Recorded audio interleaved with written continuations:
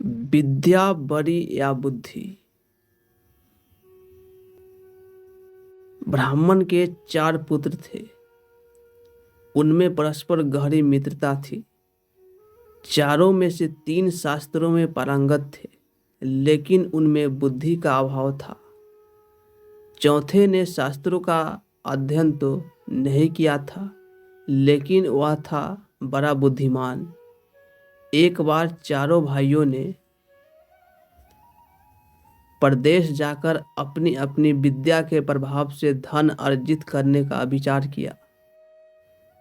चारों पूर्व के देश की ओर चल पड़े।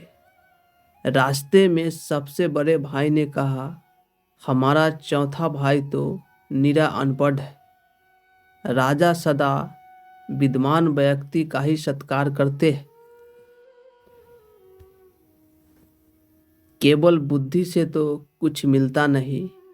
विद्या के बल पर हम जो धन कमाएंगे, उसमें से इसे कुछ नहीं देंगे। अच्छा तो यही है कि यह घर वापस चला जाए।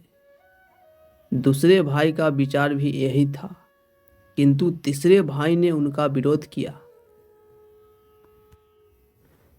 वह बोला, हम बचपन से एक साथ रहे हैं, इसीलिए इसको अकेले छोड़ना उचित नहीं है। हम अपनी कमाई का थोड़ा थोड़ा हिस्सा इसे भी दे दिया करेंगे। अतः चौथा भाई भी उनके साथ लगा रहा। रास्ते में एक घना जंगल पड़ा। वहां एक जगह हड्डिया का पंजर था। उसे देखकर उन्होंने अपनी अपनी विद्या की परीक्षा लेने का निश्चय किया। उनमें से एक ने हड्डियों की सही ढंग से एक स्थान पर एकत्रित कर दिया। वास्तव में ये हड्डियां एक मरे हुए शेर की थी। दूसरे ने बड़े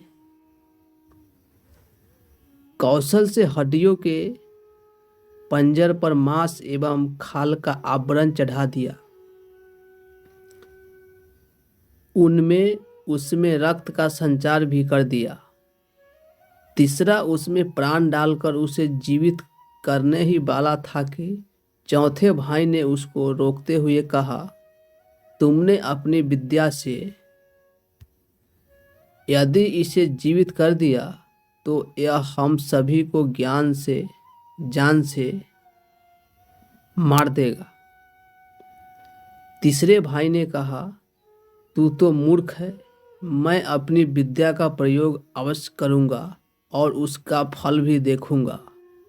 चौथे भाई ने कहा, तो फिर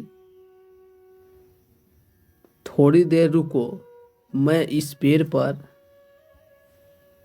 चढ़ जाऊं, तब तुम अपनी विद्या का चमत्कार दिखाना। यह कहकर चौथा भाई पेड़ पर चढ़ गया। तीसरे भाई ने अपनी विद्या के बल पर जैसे ही शेर में प्राणों का संचार किया, शेर तड़प कर उठा और उन पर टूट पड़ा। उसने पलक झपकते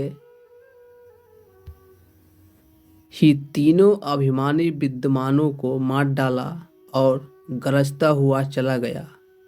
उसके दूर चले जाने पर चौथा भाई पेड़ से उतरकर रोता हुआ घर लौट आया। इसीलिए कहा गया है कि विद्या से बुद्धि श्रेष्ठ होती है।